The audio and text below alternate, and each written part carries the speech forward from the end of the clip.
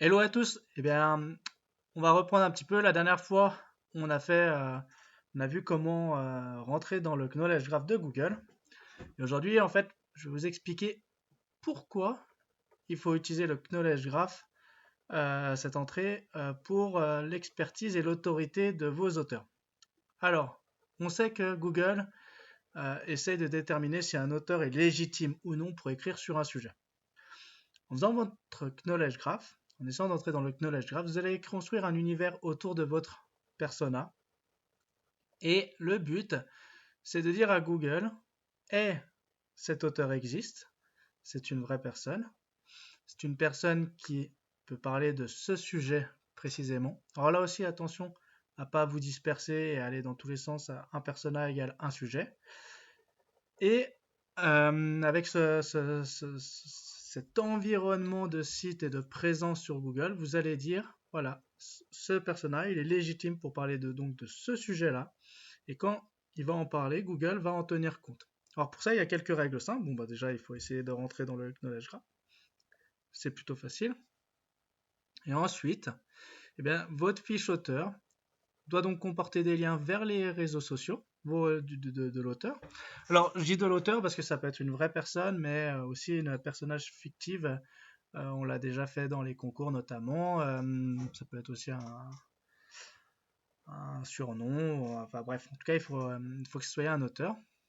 Et ce qui va être important, c'est d'utiliser les règles de schema.org, same as, pour vraiment dire que votre profil d'auteur, il correspond à telle entité. Parce que les entités, c'est des liens qui permettent justement de dire que telle personne égale telle entité. Une fois que vous avez réussi à faire ça, donc c'est important le nom et le prénom, hein, si jamais. Une fois que vous avez réussi à faire ça, en fait, Google, quand il va parcourir le site internet, il va voir si un auteur est légitime ou non dans un sujet. Et plus le score va être important, et plus cette personne va donc être légitime parce qu'elle va être citée. Alors, ce qui est sympa à savoir, c'est que plus votre site va monter en référencement, plus votre auteur va être cité et plus son score va également monter. Alors, votre auteur, vous pouvez l'utiliser bien sûr sur plusieurs sites, tant qu'il parle donc de la même thématique. Ce qui est important, c'est peut-être de segmenter quand même, si vous utilisez des faux auteurs, de les segmenter pour que si Google se rend compte que ce n'est pas un vrai auteur, il ne plombe pas plusieurs de votre site internet.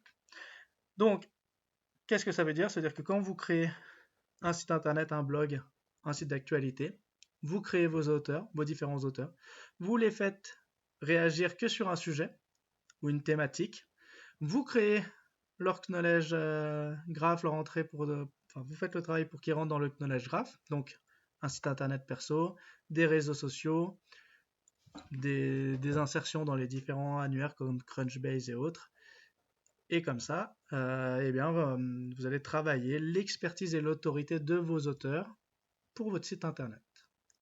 Voilà.